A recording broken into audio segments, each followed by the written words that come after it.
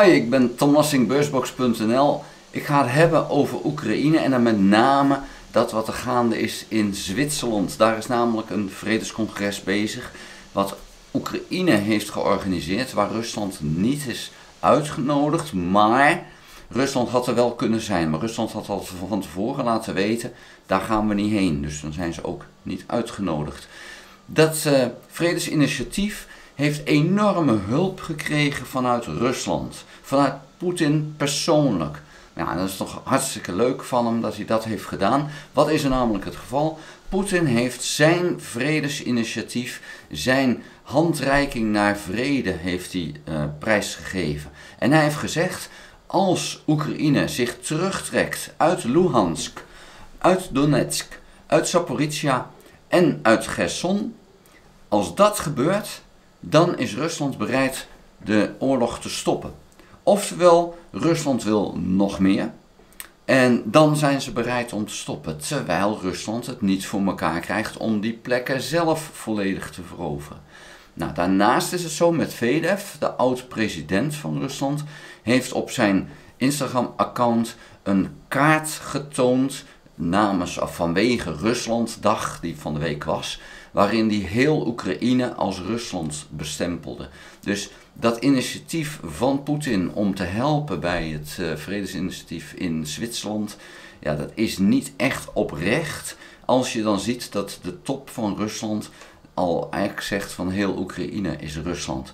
Dus dat heeft Oekraïne enorm geholpen om dus duidelijk te maken van ja, dit Rusland is niet oprecht, het wil heel Oekraïne hebben, help ons om dat voor elkaar te krijgen.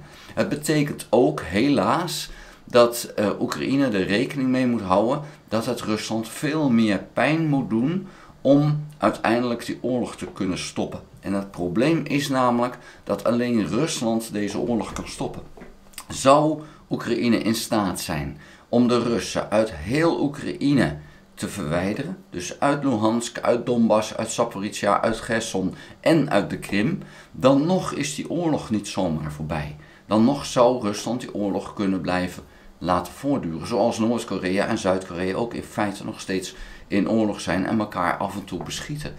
En eigenlijk kan dat dus alleen maar anders als Rusland zegt van ja, nou wij houden ermee op, wij stoppen deze oorlog, we willen graag vrede.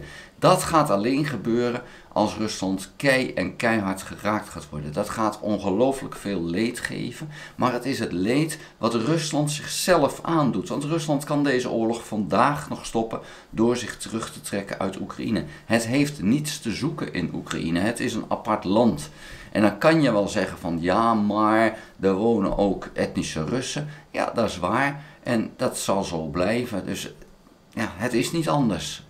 Dan had Rusland vroeger, toen de Sovjet-Unie, die etnische Russen maar niet daarheen moeten sturen in feite.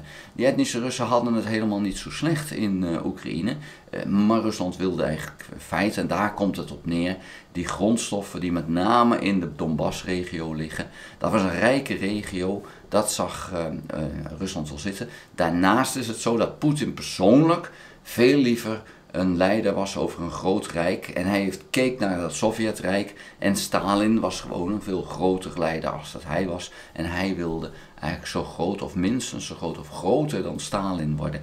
En ja, dat is dan het ego wat er is en daar hebben die mannen zo vaak last van. Een Stalin, een Napoleon, dat soort mannen, en Alexander de Grote, die hebben zo ongelooflijk veel leed over de wereld gegeven vanwege hun ego. En ja, wat hebben die dan bijgedragen aan de wereld? Nou, weinig, want het is alleen maar leed geweest wat ze hebben verstrekt. Nou, en dat zien we dus nu ook met Poetin. Hij wil die grote Russische leider worden. Ja, en wat voor leed creëer je daarmee?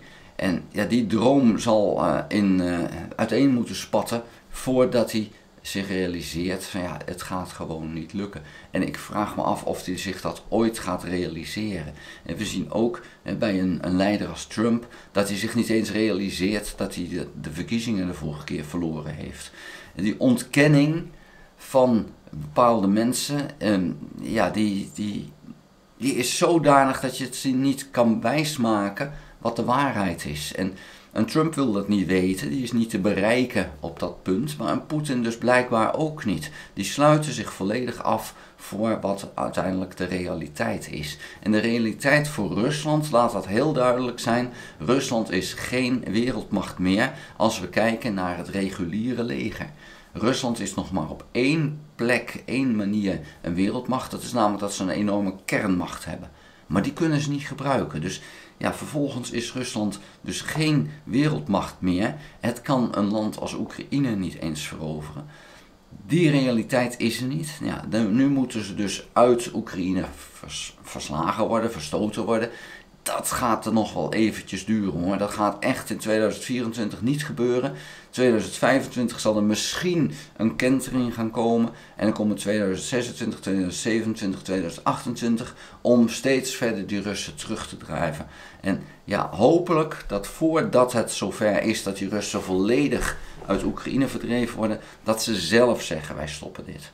Maar ja, dan moet die hulp vanuit het Westen, vanuit andere landen, niet alleen het Westen, maar vanuit andere landen, moet blijven komen. Want zonder die hulp kan Oekraïne dit simpelweg niet. Daar is Rusland te sterk voor.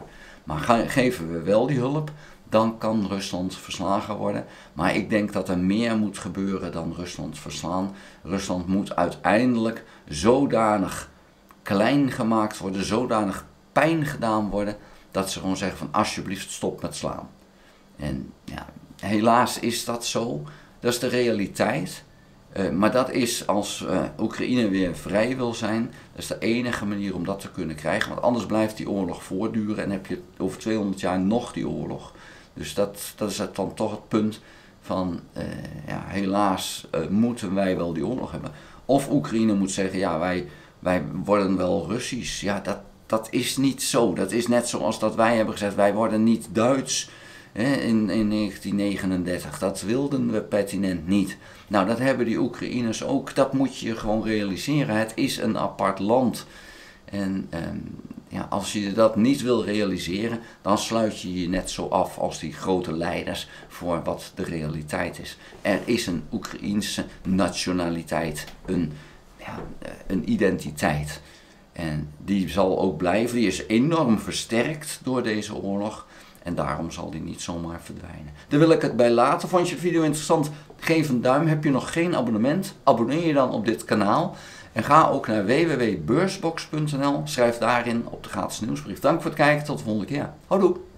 Sorry Tom, sorry dat ik je onderbreek. Eventjes tussendoor. Peter Meijburg hier. Ik heb een belangrijke mededeling voor jouw kijkers die beleggen in aandelen, opties, turbosprinters, noem maar op. Mensen, als jullie niet langer in de valkuilen willen trappen die de grote jongens voor ons opzetten elke dag, check dan mijn online training Technische Analyse. 17 heel toegankelijke video's met praktische tips waar je meteen mee aan de slag kan. Dus wil je meer rendement uit de beurs halen? Klik op de link onder deze video. Dag!